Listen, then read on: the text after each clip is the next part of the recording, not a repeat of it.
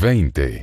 La dispersión de la familia. Había días en los que, sintiéndome solo y reflexionando, me decía: eres demasiado feliz, muchacho, eso no puede durar. No podía adivinar cómo caería sobre mí la desgracia, no podía preverlo, pero estaba casi seguro de que, de un modo u otro, llegaría. Aquello me entristecía con frecuencia, pero por otro lado tenía la ventaja de que, para evitar la desgracia, me aplicaba en llevar a cabo lo mejor posible cuanto tenía que hacer, imaginando que el infortunio me golpearía por mi culpa. No fue por mi culpa, pero, si bien me equivocaba en ese punto, adiviné con excesiva precisión lo referente a la desgracia. He dicho ya que el padre cultivaba lelés. Es un cultivo bastante fácil que los jardineros de París realizan a las mil maravillas, como atestiguan las grandes y gruesas plantas, cubiertas por completo de flores, que llevan al mercado en los meses de abril y mayo.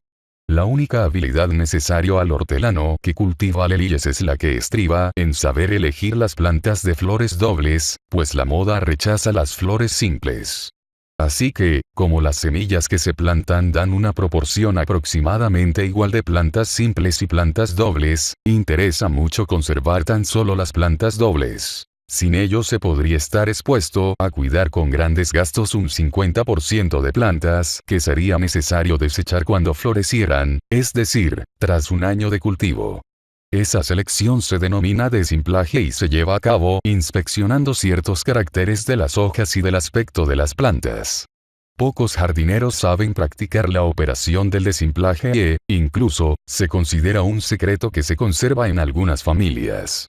Cuando los cultivadores de alelíes necesitan seleccionar las plantas dobles, recurren a uno de sus compañeros que conozca el secreto y estos van a la ciudad, como los médicos o los expertos, a celebrar sus consultas. El padre era uno de los más hábiles desimpladores de París. Así que, en la época que se lleva a cabo esta operación, estaba ocupado todos los días.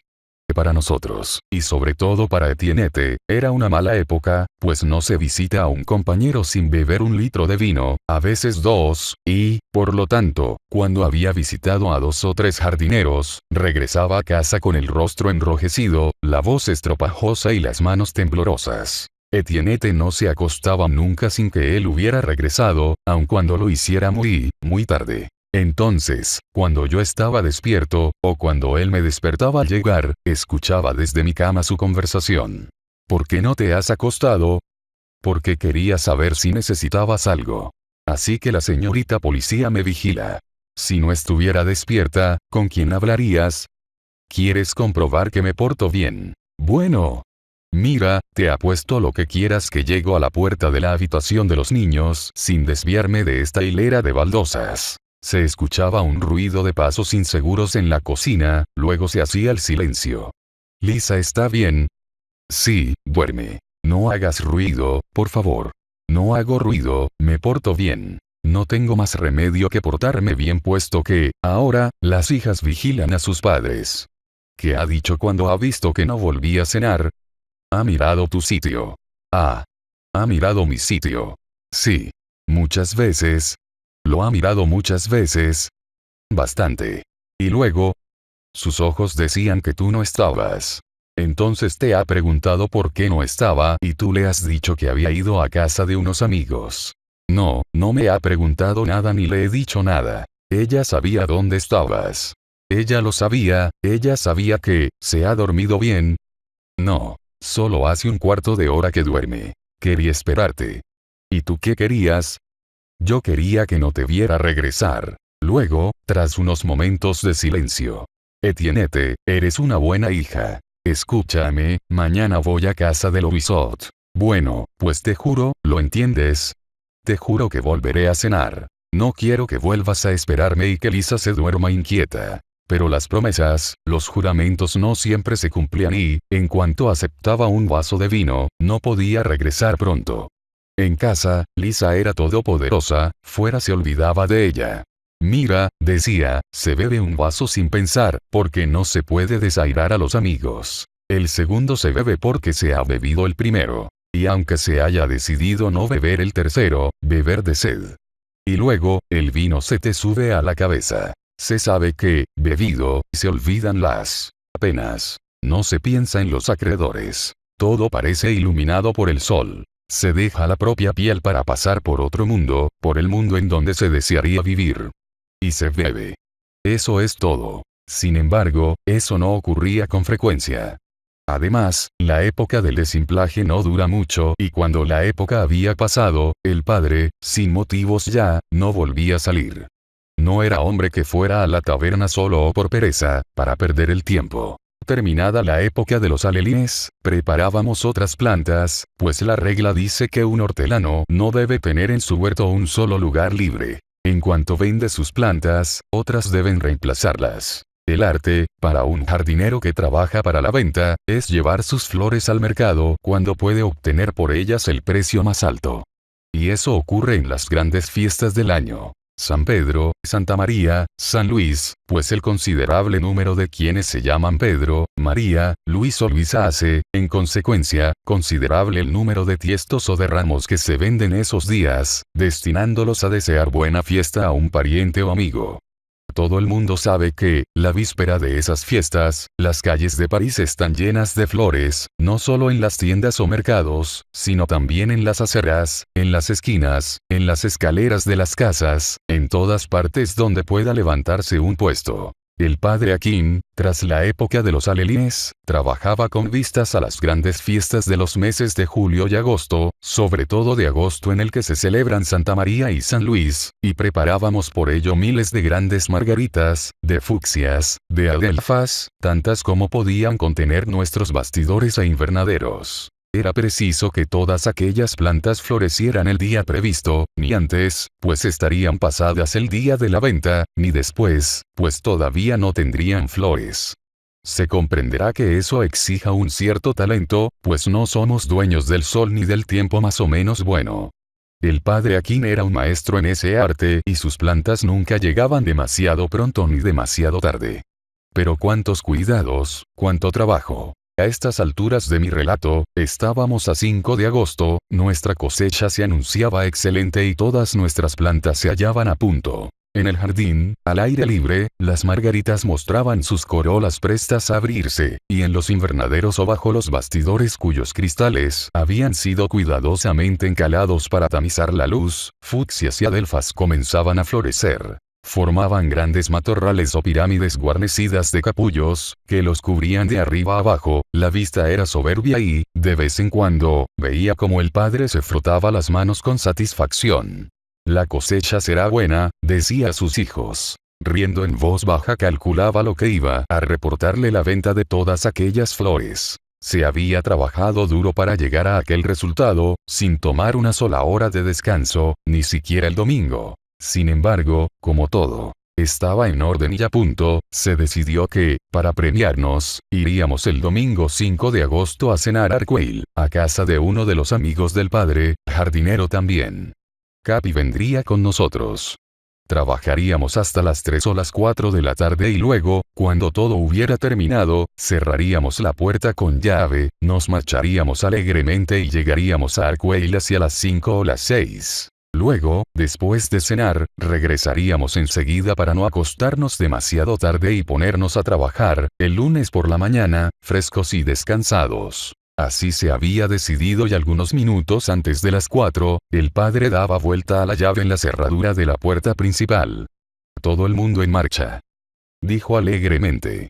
Adelante, Capi. Y tomando a Lisa de la mano, comencé a correr con ella acompañado por los alegres ladridos de Capi que saltaba a nuestro alrededor.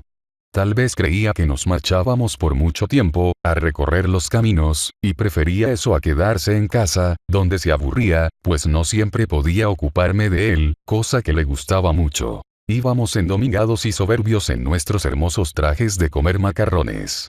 Algunos se daban vuelta para vernos pasar. No sé exactamente qué aspecto tenía yo, pero Lisa, con su sombrero de paja, su vestido azul y sus botines grises era la chiquilla más deliciosa que pueda imaginarse, la más despierta. Era la gracia misma en la vivacidad. Sus ojos, su nariz, sus hombros, sus brazos, sus manos, todo en ella revelaba su placer. El tiempo transcurrió tan rápidamente que casi no lo advertimos. Todo lo que sé es que, cuando estábamos terminando la cena, uno de nosotros avisó de que el cielo se estaba cubriendo de negras nubes hacia poniente y, como nuestra mesa se hallaba al aire libre, bajo un gran saúco, nos fue fácil constatar que se aproximaba una tormenta. Chicos, hay que darse prisa en volver a la glaciere. Al oír estas palabras hubo una exclamación general. ¡Ya! Lisa no dijo nada, pero hacía gestos de negativa y protesta. Si se levanta el viento, dijo el padre, puede derribar los paneles. En marcha. No podíamos seguir protestando. Todos sabíamos que los paneles encristalados son la fortuna de los jardineros y que si el viento rompe los cristales, significa la ruina para ellos. Yo me adelanto, dijo el padre. Benjamín, y tú también, Alexis, venid conmigo. Iremos más deprisa. Remy nos seguirá con Etienne y Lisa. Sin añadir una palabra más, se fueron a grandes pasos mientras nosotros les seguíamos más lentamente, adaptando, Etienne y yo, nuestra marcha a la de Lisa. Ya no era cuestión de risas, y ni corríamos ni saltábamos. El cielo se hacía cada vez más sombrío y la tempestad se acercaba con rapidez, precedida por nubes de polvo que el viento, que se había levantado, arrastraba en grandes torbellinos. Cuando nos alcanzaba uno de esos torbellinos, teníamos que detenernos, volver la espalda al viento y taparnos los ojos con las dos manos, pues nos cegaba. Si respirábamos sentíamos en la boca un sabor a guijarros. El trueno retumbaba en la lejanía y sus ronquidos se acercaban con rapidez mezclándose a estridentes estallidos. Etienne y yo habíamos tomado a Lisa de la mano y la arrastrábamos detrás de nosotros, pero apenas si podía seguirnos y nosotros no andábamos tan rápidamente como hubiésemos deseado. Llegaríamos antes que la tempestad. Llegarían el padre, Benjamín y Alexis. Para ellos la cuestión era mucho más importante. Para nosotros se trataba simplemente de no mojarnos, para ellos de poner los bastidores a salvo de la destrucción, es decir, de cerrarlos para que el viento no pudiera tomarlos por debajo y derribarlos mezclándolo todo. El estruendo del trueno era cada vez más frecuente y las nubes se habían vuelto tan espesas que era casi de noche. Cuando el viento las entreabría, se descubrían, en algunos lugares de sus negros torbellinos, cobrizas profundidades. Cosa extraña, por entre el rugir del trueno escuchamos un formidable ruido que se acercaba y que resultaba inexplicable. Parecía que un regimiento de caballería que huyera galopando de la tempestad. De pronto comenzó a granizar. Primero algunas piedras que nos golpearon el rostro, luego, casi enseguida, una auténtica tromba. Tuvimos que arrojarnos bajo un soportal. Y vimos caer entonces la avalancha de granizo más terrible que pueda imaginarse. En unos instantes la calle se cubrió de una capa blanca como en pleno invierno. Las piedras eran grandes como huevos de pichón y, al caer, producían un ruido ensordecedor por entre el que se escuchaban, de vez en cuando, estallidos de cristales rotos. Con el granizo que caía a la calle desde los tejados, caían también toda clase de cosas, trozos de tejas, cascotes, pedazos de pizarra triturada, sobre todo pedazos de pizarra que formaban montones negros entre la blancura del granizo. ¡Ay! Los paneles. Gritó Etienne. Este era también el pensamiento que me vino a la cabeza. Tal vez padre haya llegado a tiempo. Aunque hubiera llegado antes que el granizo, no habrán podido cubrir con los zarzos todos los paneles. Todo va a perderse. Se dice que el granizo solo cae en algunos lugares. Estamos demasiado cerca de casa para que nos hayamos salvado. Si cae en el huerto como está cayendo aquí, el pobre padre se arruina. ¡Ra! ¡Dios mío! Tenía tantas esperanzas puestas en la venta, necesitaba tanto este dinero. Sin saber con exactitud el precio de las cosas, a menudo había oído decir que los paneles encristalados costaban de 1.500 a 1.800 francos la centena y comprendí de inmediato el desastre que significaría, para nosotros, que el granizo hubiera roto nuestros 500 o 600 paneles, sin mencionar los invernaderos y las plantas. Hubiera querido preguntar a Etienne, pero apenas si podíamos oírnos por encima del ensordecedor ruido del granizo. Y además, a decir verdad, Etienne no parecía muy dispuesta a charlar. Miraba caer el granizo con cara de desolación, parecida a la que debe poner la gente que ve arder su casa. La terrible granizada no duró mucho, tal vez 5 o 6 minutos, y cesó tan bruscamente como había comenzado. La nube se dirigió a París y nosotros pudimos salir del soportal. En la calle el granizo duro y redondo, rodaba bajo los pies como los guijarros de la playa, y su espesor era tal que nos hundíamos en él hasta los tobillos. Puesto que Lisa no podía caminar por aquel granizo helado con sus botines de tela, la tomé sobre mis hombros. Su rostro, tan alegre cuando veníamos, estaba ahora sombrío, las lágrimas rodaban por sus mejillas. No tardamos en llegar a la casa, cuya puerta principal estaba abierta. Entramos rápidamente en el huerto. ¡Qué espectáculo! Todo estaba roto, destrozado. Los paneles, las flores, los pedazos de vidrio, el granizo, formaban una mezcla, un revoltijo informe. De aquel huerto tan hermoso, tan rico por la mañana, solo quedaban ya aquellos indescriptibles despojos. ¿Dónde estaba el padre? Al no verle por ninguna parte, le buscamos y de este modo llegamos al gran invernadero, del que no quedaba ya un solo cristal intacto. Estaba sentado, derrumbado para ser más exacto, en un taburete, entre los despojos que cubrían el suelo. Alexis y Benjamín se mantenían inmóviles a su lado. ¡Ah, pobres hijos míos!, gritó levantando la cabeza cuando advirtió que nos estábamos aproximando por el ruido de los cristales que aplastábamos a nuestro paso. ¡Ah, pobres hijos míos! Y, tomando a Lisa en sus brazos, se echó a llorar sin añadir una sola palabra. ¿Qué podía decir? Era un desastre. Pero, por grande que fuera a los ojos, lo era mucho más todavía por sus consecuencias. Pronto supe, por Etiennette y por los muchachos, que justificada estaba la desesperación del padre. Hacía 10 años que el padre había comprado aquel huerto y había construido la casa con sus propias manos. El hombre que le había vendido la tierra, le había también prestado el dinero necesario para comprar el material necesario a su oficio de jardinero. Debía pagar o devolver aquella suma en 15 años, por anualidades.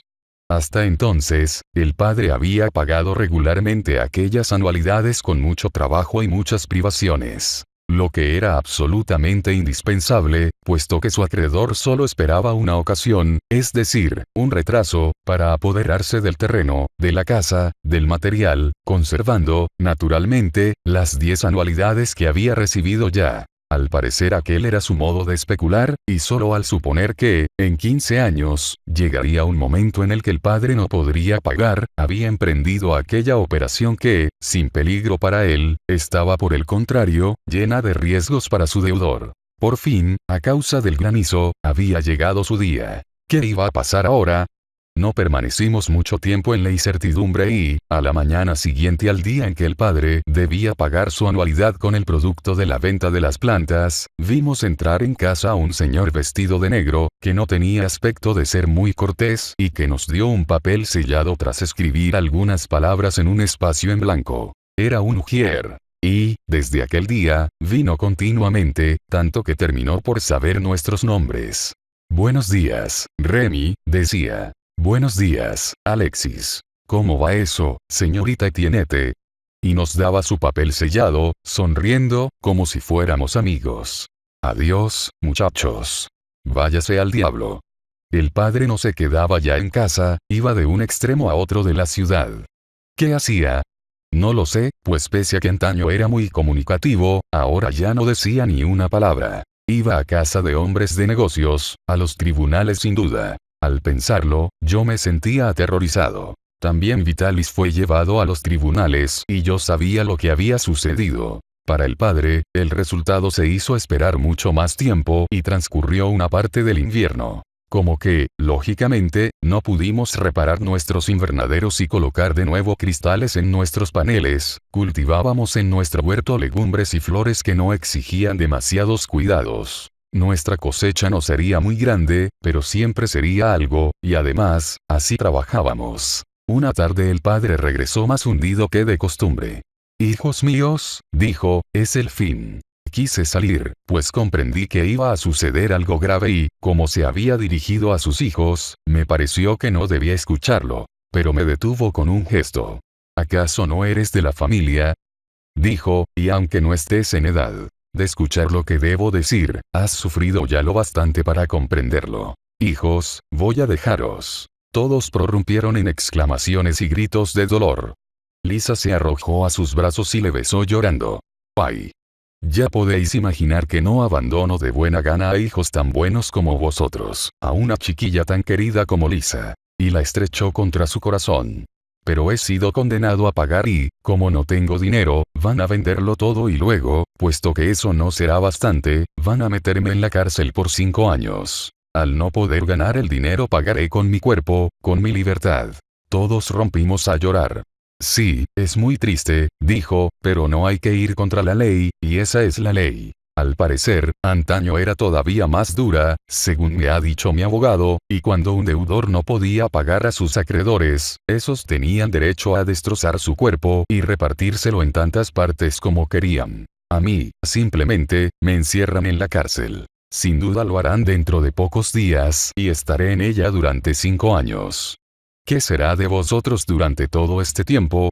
Eso es lo terrible. Se hizo un silencio. No sé cómo lo vivieron los otros niños, para mí fue horrendo. Ya supondréis que no he dejado de pensar en ello. Y para no dejaros solos y abandonados cuando me hayan detenido, he decidido lo siguiente. Recuperé un poco de esperanza. Remy escribirá a mi hermana Catherine Suriot, de Dreuzy, en la nieve. Le explicará nuestra situación y le pedirá que venga. Con Catherine, que no pierde con facilidad la cabeza y que entiende de negocios, decidiremos lo que sea mejor. Era la primera vez que yo escribía una carta, fue un penoso, un cruel principio. A pesar de que las palabras del padre fueran vagas, contenían sin embargo una esperanza y, en la posición en que nos hallábamos, esperar era ya mucho. ¿Esperar qué? No lo sabíamos. Pero esperábamos. Catherine iba a venir y era una mujer que entendía de negocios. Aquello bastaba a niños sencillos e ignorantes como nosotros. Para quienes entienden de negocios no hay dificultades en el mundo. Sin embargo, no llegó tan deprisa como habíamos imaginado, y los guardias de comercio, es decir, la gente que detiene a los deudores, llegaron antes que ella. Precisamente el padre iba a marcharse a casa de uno de sus amigos cuando, al salir a la calle, se los encontró frente a él. Yo le acompañaba y, en un segundo, estuvimos rodeados. Pero el padre no quería. Huir palideció como si fuera a desmayarse y pidió a los guardias, con voz débil, que le dejaran besar a sus hijos. No hay que tomarlo así, amigo, dijo uno de ellos, la cárcel por deudas no es tan terrible y en ella hay buenos muchachos. Volvimos a entrar en casa, rodeados por los guardias de comercio. Fui al huerto a buscar a los chicos. Cuando regresamos, el padre tenía en sus brazos a Lisa que derramaba ardientes lágrimas. Entonces, uno de los guardias le habló al oído, pero no escuché lo que dijo. Sí, respondió el padre, tiene usted razón. Es preciso. Y, levantándose bruscamente, puso a Lisa en el suelo, pero ella se aferró a él y no quiso soltarle. Entonces el padre besó a Etienne, Alexis y Benjamín. Yo estaba en un rincón, con los ojos velados por las lágrimas. Me llamó. ¿Y tú, Remy, no quieres darme un beso? ¿Ya no eres mi hijo? Estábamos desesperados. Quedaos aquí, dijo el padre con voz autoritaria, yo os lo mando. Y salió rápidamente tras haber puesto la mano de Lisa en la de Etienne. Hubiera querido seguirle y me dirigí hacia la puerta, pero Etienne me detuvo con un gesto. Permanecimos, anonadados, en nuestra cocina. Todos llorábamos y ninguno hallaba una sola palabra que decir. ¿Qué palabra? Sabíamos perfectamente que la detención se llevaría a cabo un día u otro, pero creímos que Catherine estaría allí y Catherine era nuestra defensa. Pero Catherine no estuvo. Llegó, sin embargo, una hora después de que el padre se marchara y nos encontró a todos en la cocina, sin que nos hubiéramos todavía dicho una sola palabra. La que hasta entonces nos había sostenido, se había derrumbado a su vez. Etienne tan fuerte, tan valerosa para luchar era ahora tan débil como nosotros. Ya no nos animaba, había perdido la voluntad, había perdido la dirección y se hallaba sumida en un dolor que solo dominaba para intentar consolar el de Lisa. El piloto había caído al mar y nosotros, niños, ya sin nadie al timón, sin faro para guiarnos, sin nada que nos condujera a puerto, sin saber ni siquiera si existía un puerto para nosotros. Estábamos perdidos en el océano de la vida, agitados al azar del viento, incapaces de un movimiento o una idea, con el terror en el espíritu y la desesperanza en el corazón. La tía Catherine era una mujer fuerte, una mujer de iniciativa y de voluntad. Durante 10 años, en 5 ocasiones distintas, había sido nodriza en París. Conocía las dificultades de este mundo y, como ella misma decía, sabía arreglárselas. Para nosotros fue un consuelo escuchar sus órdenes y obedecerlas. Habíamos vuelto a encontrar una dirección y de nuevo nos habíamos puesto en pie. Para una campesina sin educación y sin fortuna, era una pesada responsabilidad la que le había caído en las manos, una responsabilidad que preocuparía a los más audaces. Una familia de huérfanos, el mayor de los cuales no llegaba a los 16 años mientras la menor era muda. ¿Qué hacer con ellos? ¿Cómo cuidarlos cuando tan difícil era vivir uno mismo? El padre de uno de los niños a los que había alimentado, era notario. Fue a consultarle y con él, con sus consejos y sus cuidados, decidió la suerte que nos esperaba. Luego fue a la cárcel para hablar con el padre y, 8 días después de su llegada a París, sin habernos hablado una sola vez de sus gestiones y sus intenciones, nos comunicó la decisión que había tomado. Como éramos demasiado jóvenes para seguir trabajando solos, cada uno de los niños iría a casa de un tío o una tía que había aceptado recogerlos. Lisa a casa de la tía Catherine en el Morvan. Alexis en casa de un tío que era minero en Varses, en las Cevenes. Benjamín a casa de otro tío que era hortelano en Saint-Quentin. Y Etienne a casa de una tía que estaba casada en la Charente, a orillas del mar, en Esnandes. Escuché aquellas disposiciones, esperando que llegaran a mí. Pero como la tía Catherine había dejado de hablar, me adelanté. Y yo dije: pero si tú no eres de la familia, trabajaré para usted. Tú no eres de la familia. Pregúntele a Alexis, a Benjamín si no soy muy bueno en el trabajo. Sí, y comiendo sopa también, ¿no es cierto? Sí, es de la familia, dijeron todos. Lisa se adelantó y unió las manos ante su tía, con un gesto más expresivo que los más largos discursos. Mi pobre pequeña, dijo la tía Catherine, te comprendo. Quieres que venga contigo. Pero sabes, en la vida no puede hacerse siempre lo que se quiere. Tú eres mi sobrina y, cuando lleguemos a casa, si mi hombre dice algo desagradable o pone cara de malos amigos, solo tendré que decirle: es de la familia, ¿quién se compadecerá de ella si no lo hacemos nosotros? Y lo que digo de nosotros, vale también para el tío de Saint-Quentin, para el de Varses y para la tía de Esnandes. Solo aceptarán parientes, no se acogen extraños en la propia casa. El pan escasea ya, incluso para la familia, no hay para todo el mundo. Yo sabía que no había nada que hacer, nada que añadir. Lo que decía era muy cierto. Yo no era de la familia. No podía reclamar nada. Pedir era mendigar. Y, sin embargo, les hubiera querido más siendo de su familia. No eran Alexis y Benjamín mis hermanos. No era Etienne y Lisa mis hermanas. ¿Acaso no les quería bastante? Y Lisa no me amaba tanto como amaba a Benjamín o Alexis. La tía Catherine jamás demoraba la ejecución de sus resoluciones. Nos previno que nuestra separación tendría lugar en la mañana siguiente y, tras ello, nos envió a la cama. Apenas hubimos entrado en la habitación cuando todos me rodearon y Lisa se arrojó llorando a mis brazos. Comprendí entonces que, pese a la pena que les producía separarse, pensaba en mí, me compadecían y supe así que era su hermano. Entonces una idea acudió a mi turbado espíritu o, mejor dicho, pues hay que decir tanto el bien como el mal, una inspiración subió de mi corazón a mi espíritu. Escuchad, les dije, ya veo que si vuestros parientes no me quieren, vosotros, por el contrario me consideráis de vuestra familia. Sí, dijeron los tres, serás siempre nuestro hermano. Lisa, que no podía hablar, ratificó aquellas palabras mirándome tan profundamente que las lágrimas asomaron a mis ojos. Muy bien, ¿sí? Seré de vuestra familia y os lo probaré. ¿A dónde quieres ir? Dijo Benjamín. Hay una plaza en casa de Pernuit. ¿Quieres que mañana por la mañana vaya a pedirla para ti? Dijo Etienne. No quiero una colocación. Si me coloco me quedaré en París y no os veré más. Vestiré de nuevo mi piel de oveja, descolgaré el arpa del clavo en donde padre la había colgado e iré de Saint-Quentin a Varses, de Varses a Esnandes, de Esnandes a Dreuzy. Os veré a todos uno tras otro, y así para mí seguiréis estando juntos.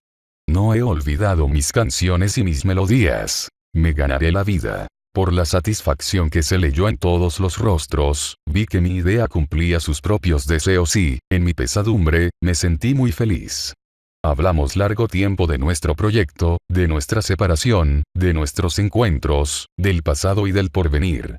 Luego Etienne quiso que nos acostáramos, pero aquella noche nadie durmió bien y yo, tal vez, menos que los otros. Al día siguiente, al alba, Lisa me llevó al jardín y comprendí que quería decirme algo. ¿Quieres hablar conmigo? Hizo un signo afirmativo. Estás apenada porque nos separamos. No necesitas decírmelo, lo veo en tus ojos y lo siento en mi corazón. Ella me indicó que no se trataba de eso. Dentro de 15 días estaré en Dreuzy. Sacudió la cabeza. ¿No quieres que vaya a Dreuzy?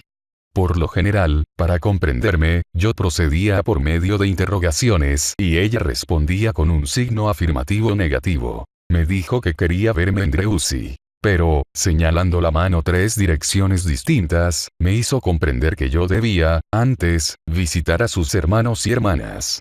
¿Quieres que vaya antes a Barces-Esnandes y Saint-Quentin? Sonrió, feliz por haber sido comprendida. ¿Por qué? Entonces, con sus manos, con sus labios y, sobre todo, con sus expresivos ojos, me comunicó la razón de su solicitud.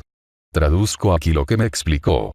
Para que yo pueda tener noticias de Tienete, de Alexis y de Benjamín, tienes que verlos primero. Entonces vendrás a Dreuzy y me dirás lo que has visto, me repetirás lo que te han dicho. Debían partir a las 8 de la mañana y la tía Catherine había pedido un gran fiacre para llevarles a todos, primero a la prisión para dar un beso a su padre, y luego cada uno llevando su atillo al ferrocarril que debían tomar. A las 7, Etienne me llevó a su vez al jardín.